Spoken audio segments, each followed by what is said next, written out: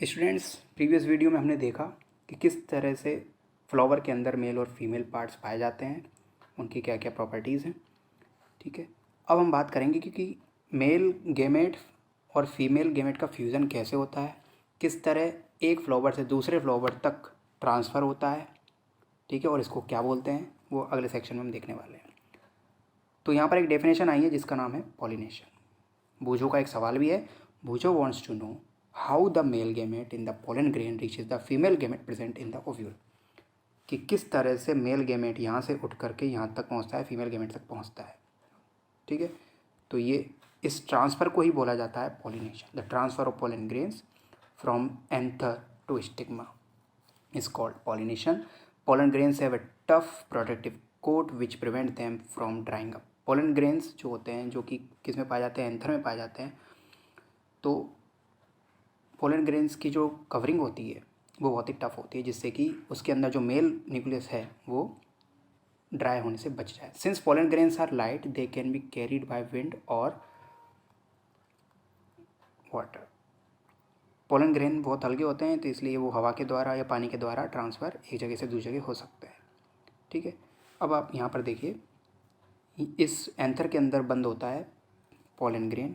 ये जैसे ही खुलते हैं तो इनमें से क्या निकलते हैं, पोलन ग्रेन निकलते हैं, या तो हवा के द्वारा या पानी के द्वारा या किसी कीड़े के द्वारा, किसी भी तरीके से ये पोलन ग्रेन ट्रांसफ़र होते हैं। दो तरह से ट्रांसफ़र होते हैं, या तो एक ही फूल के एंथर से निकल के उसी फूल के स्टेमा तक गिर सकते हैं, तो इसको बोलेंगे self pollination.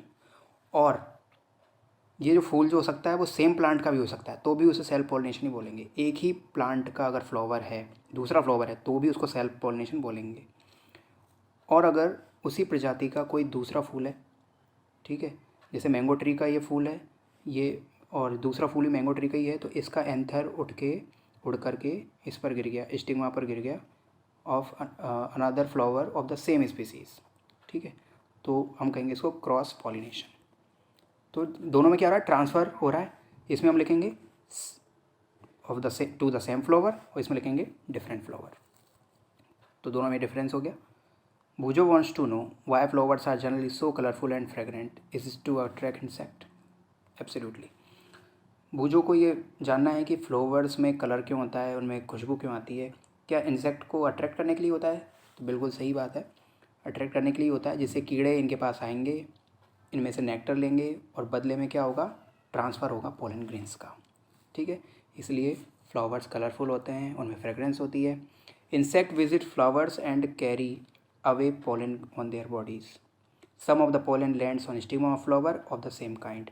The transfer of pollen grain from anther of the stigma of the same flower is called pollination. If the pollen lands on the stigma of the same flower, it is called self pollination. When the pollen or flower lands on the stigma of the flower of different plant than same kind, it is called cross pollination. ये हम पहले भी discuss कर चुके हैं। तो ये दो तरह से ये ट्रांसफ़र होता है पोलन ग्रेन्स का।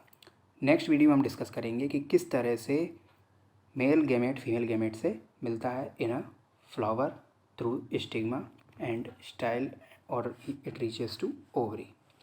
ओके, तो ये हम फर्टिलाइजेशन का जो प्रोसेस है, जायगोट फॉर्मेशन का जो प्रोसेस है, उसको हम नेक्स्ट वीडियो में देखने वाले हैं।